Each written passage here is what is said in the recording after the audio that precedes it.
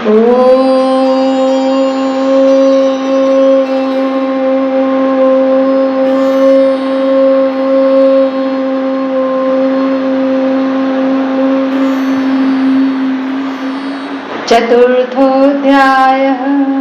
इंद्र आदि देवताओं द्वारा देवी की स्तुति।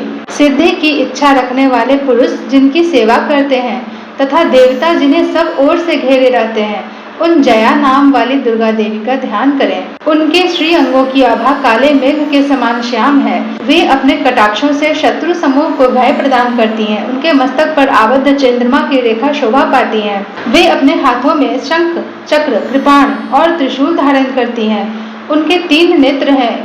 वे सिंह के कंधे पर चढ़ी हुई हैं और अपने तेज से तीनों लोगों को परिपूर्ण कर रही हैं। ऋषि कहते हैं, अत्यंत पराक्रमी दुरात्मा महिषासुर तथा उसकी दैत्य सेना के देवी के हाथ से मारे जाने पर इंद्र आदि देवता प्रणाम के लिए गर्दन तथा कंधे झुकाकर उन भगवती दुर्गा का उत्तम वचनों द्वारा स्तवन करने लगे। उस समय उनके सुंदर अंगों में अत्यंत हर्ष के कारण रोमांच हो आया था। देवता बोले, संपूर्ण देवताओं की शक्ति का समुदाय ही जिनका स्वरूप है तथा जिन देवी ने अपनी शक्ति से संपूर्ण जगत को व्याप्त कर रखा है, समस्त देवताओं और महर्षियों की पूजनीय उन जगदम्बा को हम भक्ति पूर्वक नमस्कार करते हैं। वे हम लोगों का कल्याण करें। जिनके अनुपम प्रभाव और बल का वर्णन करने में भगवान शेषनाग, ब्रह्मा जी तथा महादेव जी भी समर्थ नहीं है, वे भगवती चंडिका संपूर्ण जगत का पालन एवं अशुभ भय का नाश करने का विचार करें। जो पुण्यात्माओं के घरों में स्वयं ही लक्ष्मी रूप से, पापियों के यहाँ दरिद्रता रूप से, शुद्ध अंतःकरण वाले पुरुषों के हृदय में बुद्धि रूप से, सत पुरुषों में श्रद्धा रूप से तथा कुलीन मनुष्य में लज्जा रूप से निवास करती हैं, उन आप भगवती दुर्गा को हम नमस्कार करते हैं। देवी, आप संपूर्ण विश्व का पालन कीजिए। देवी, आपके इस अचिंत्य रूप का, असुरों का नाश करने वाले भारी पराक्रम का तथा समस्त देवताओं और दैत्यों के समक्ष युद्ध में प्रकट हुए आपके अद्भुत चरित्रों का हम किस प्रकार वर्णन करें। आप संपूर्ण जगत की उत्पत्ति में कारण हैं। आप में सत्वगुण, रजोगुण और तमोगुण, ये तीनों गुण मौजूद हैं, तो भी दोषों के साथ आपका संसर्ग नहीं जान पड़ता। भगवान विष्णु और महादेव जी आदि देवता भी आपका पार नहीं पाते। आप ही सबका आश्रय हैं। यह समस्त जगत आपका अंशभूत है, क्योंकि आप सबकी आदिभूत अव्याकृता परा प्रकृति हैं। देवी, संपूर्ण यज्ञों में जिसके उच्चारण से सब देवता तृप्ति लाभ करते हैं, वह स्वाहा आप ही हैं। इसके अतिरिक्त आप पितरों की भी तृप्ति का कारण हैं। अतएव सब लोग आपको स्वधा भी कहते हैं। देवी, जो मोक्ष की प्राप्ति का साधन है, अचिंत्य महाव्रत स्वरूपा है, समस्त दोषों से रहित जितेंद्रिय तत्व को ही सार वस्तु मानने वाले तथा मोक्ष की अभिलाषा रखने वाले मुनिजन जिसका अभ्यास करते हैं, वह भगवती परा विद्या आप ही हैं। आप शब्द स्वरूपा हैं। अत्यंत निर्मल ऋग्वेद, यजुर्वेद तथा उद्गीत के मनोरथ पदों के पाठ से युक्त सामवेद का भी आधार आप ही हैं। आप देवी त्रय, तीनों वेद और भगवती 6 ऐश्वर्यों से युक्त हैं। इस विश्व की उत्पत्ति एवं पालन के लिए आप ही वार्ता, खेती एवं आजीविका के रूप में प्रकट हुई हैं। आप संपूर्ण जगत की घोर पीड़ा का नाश करने वाली हैं। देवी, जिससे समस्त शास्त्रों के सार का ज्ञान होता है, वह मेधा शक्ति आप ही है। दुर्गम भवसागर से पार उतारने वाली नौका रूप दुर्गा देवी भी आप ही हैं। आपकी कहीं भी आसक्ति नहीं है। कैटव के शत्रु भगवान विष्णु के वक्षस्थल में एकमात्र निवास करने वाली भगवती लक्ष्मी तथा भगवान चंद्रशेखर द्वारा सम्मानित गौरी देवी भी आप ही हैं। आपका मुख मंद मुस्कान से सुशोभित निर्मल पूर्ण चंद्रमा के बिंब का अनुकरण करने वाला और उत्तम स्वर्ण की मनोहर कांति से कमनीय है। तो भी उसे देखकर महिषासुर को क्रोध हुआ और सहसा उसने उस पर प्रहार कर दिया। यह बड़े आश्चर्य की बात है।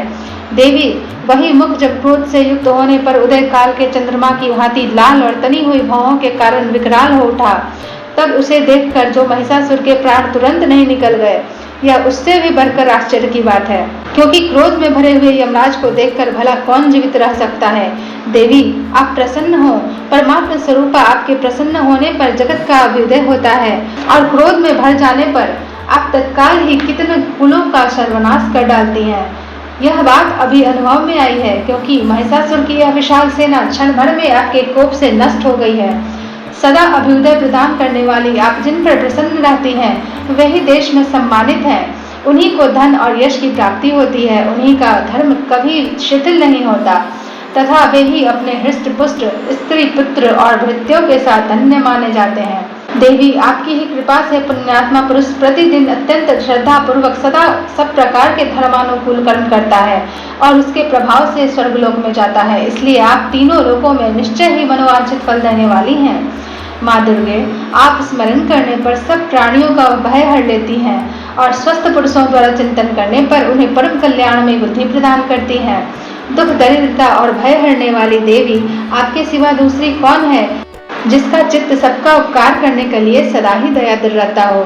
देवी, इन राक्षसों के मारने से संसार को सुख मिले तथा ये राक्षस चिरकाल तक नरक में रहने के लिए भले ही पाप करते रहे हों, इस समय संग्राम में मृत्यु को प्राप्त होकर स्वर्गलोक में जाए, निश्चय ही यही सोचकर आप शत्रुओं का वध करती हैं। आप शत्रुओं पर शत्रु का प्रहार क्यों करती हैं? समस्त असुरों को दृष्टिपात मात्र से ही भस्म क्यों नहीं कर देती? इसमें एक रहस्य है। ये शत्रु भी हमारे शस्त्रों से पवित्र होकर उत्तम लोकों में जाएं, इस प्रकार उनके प्रति भी आपका विचार अत्यंत उत्तम रहता है।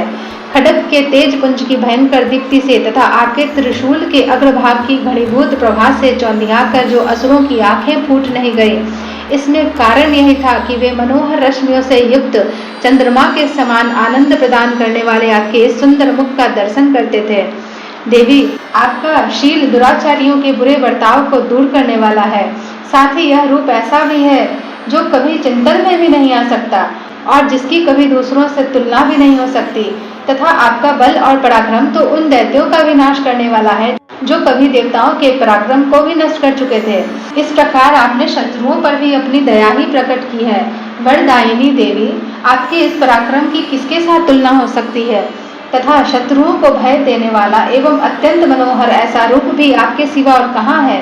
हृदय में कृपा और युद्ध में निष्ठुरता, ये दोनों बातें तीनों लोकों के भीतर केवल आप में ही देखी गई हैं।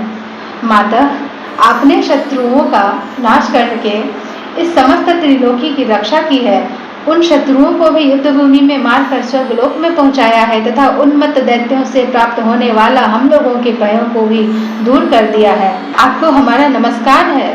देवी, आप शूल से हमारी रक्षा करें। अंबिके, आप खड्ग से भी हमारी रक्षा करें तथा घंटा की ध्वनि और धनुष की टंकार से भी हम लोगों की रक्षा करें। चंडिके, पूर्व पश्चिम और दक्षिण दिशा में आप हमारी रक्षा करें तथा ईश्वरी, अपने त्रिशूल को घुमाकर आप उत्तर दिशा में हमारी रक्षा करें। तीनों लोकों में आपके जो परम सुंदर एवं अत्यंत भयंकर रूप विचरते रहते हैं, उनके द्वारा भी आप हमारी तथा इस भूलोक की रक्षा करें।